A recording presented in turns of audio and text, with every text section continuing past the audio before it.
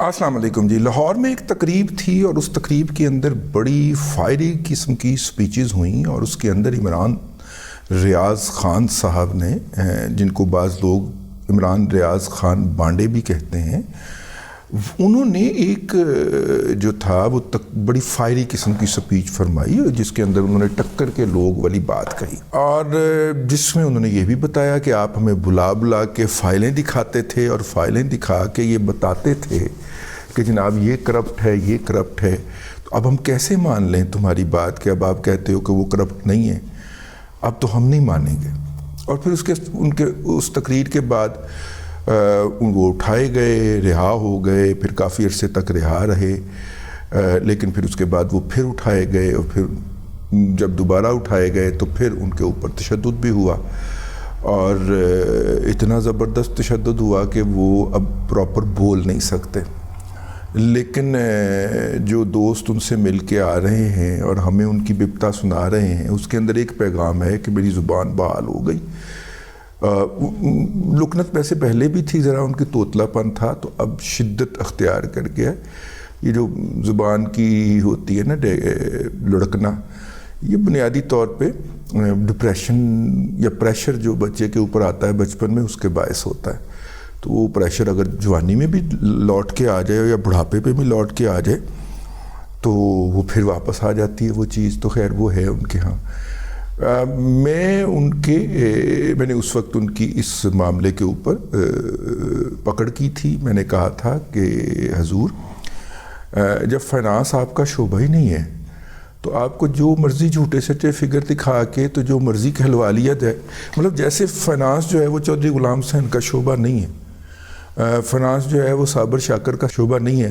پاکستان میں 5,000 کروڑ ارب ڈالر کی جو ہے وہ منی لانڈرنگ ہوتی ہے. نہ پوری دنیا کا جی ڈی پی نہیں ہے جتنی اس نے ایک سال میں پاکستان میں منی لانڈرنگ کروا دی. آپ کا شعبہ ہی نہیں ہے، آپ نے اس کے اندر کام ہی نہیں کیا کبھی. آپ کو لکھا ہوا سکرپٹ کوئی بھی حوالدار دے دیتا تھا اور مزے کی گل ہے حوالدار تھی اپنی اکانومی بھی ٹھیک نہیں، ٹھیک ہے نا بھائی. ایس آئی ایف سی بنا دی ہے وہ جناب، جو بھی انڈسٹری یہاں پہ لگے گی.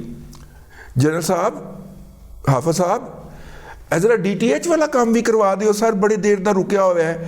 ہر سال ہر مہینے 30 سے 40 ملین ڈالر جو ہے وہ انڈیا کی جیب میں چلا جاتا ہے. حافظ صاحب ایس آئی ایف سی کے تحت وہ کہیں نا جی جرنیلوں کے سالوں کو کہ یار ڈی ٹی ایچ لانچ کرو، باقی کسی کو لانچ نہیں کرنے دیتی ہے آپ کی نمبر 1 ایجنسی جو ہے.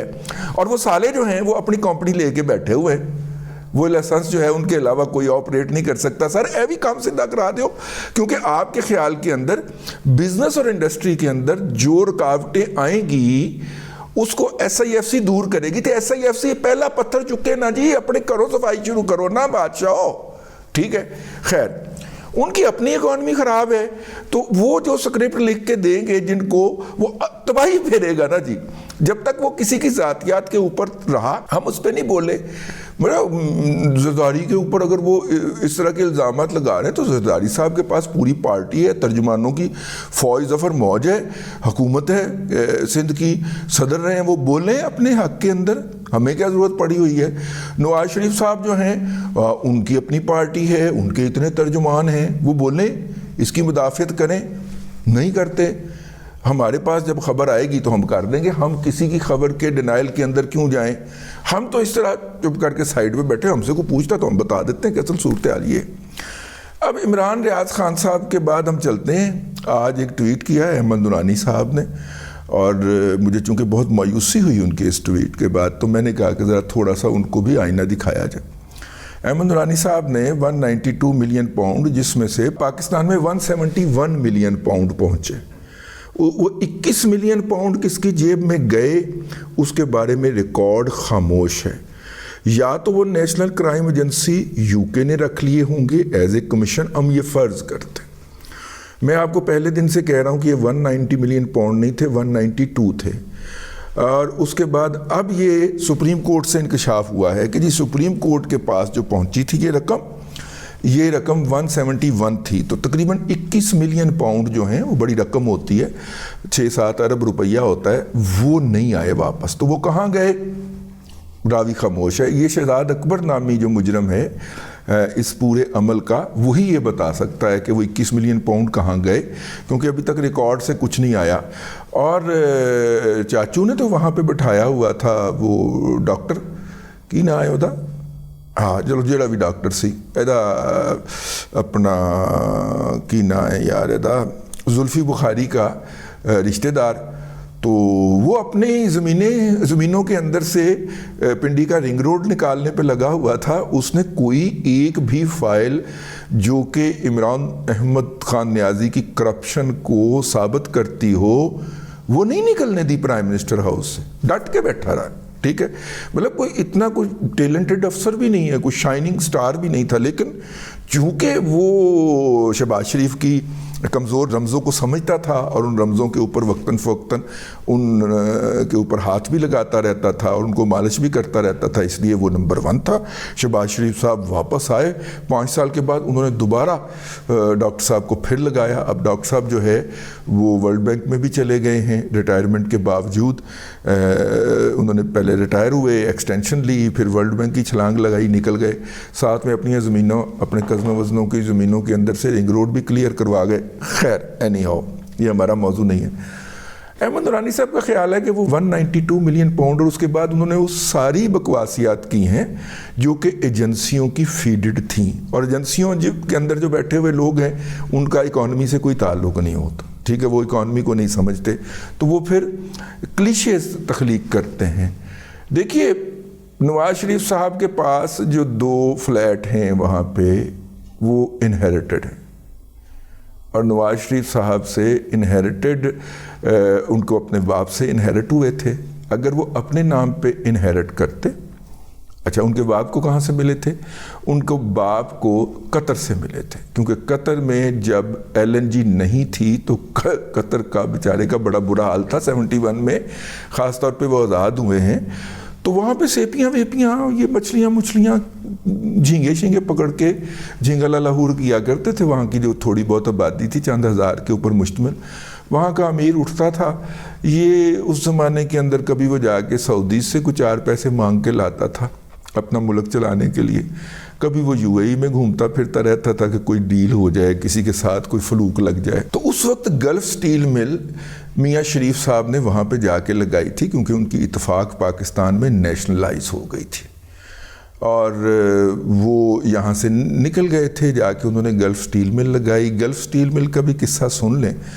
ان کے پاس جو تھے وہ پیسے نہیں تھے تو کچھ بینک سے فائنانسنگ لی گئی، تھوڑے بہت پیسے اپنے پاس سے ڈالے گئے، لیکن اس وقت UAE بننا شروع ہوا تھا تو لوہا جو تھا وہ تو سونے کے بھاؤ بک رہا تھا نا، تو وہ انہوں نے پھر اس سے دن دگنی اور رات چگنی ترقی کی. اور مجھے بتایا وہاں پہ کام کرنے والے ایک بزرگ نے، اب تو وہ بزرگ ہی ہو چکے ہوئے ہیں اور ریٹائرمنٹ کی لائف گزار رہے ہیں، کہ عربے آ کے تو ایسے مطلب کہ ان کے منہ میں پانی اتر رہا ہوتا تھا وہ جب مل چلتی ہوئی دیکھتے تھے. لوکل عربز جو تھے شیوخ، اور ان کا بس نہیں چلتا تھا کہ وہ اس مل کے اوپر قبضہ کر لیں، اور چوتھے کے دن انہوں نے کوئی نہ کوئی ہچ کریٹ کی ہوتی تھی.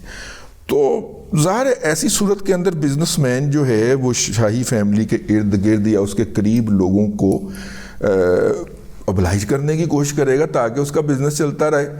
تو یہ اس کے یہ جو امیر قطر موجودہ جو ہے اس کے میرا خیال دادا تھے، وہ ان کے ہتھے چڑھ گئے میاں صاحب کے. میاں صاحب سے اس نے کہا پیسوں کی لوڑ ہے، میاں صاحب نے کہا لے لو، انہوں نے کہا ادھار لینے نہیں، ادھار لے لو.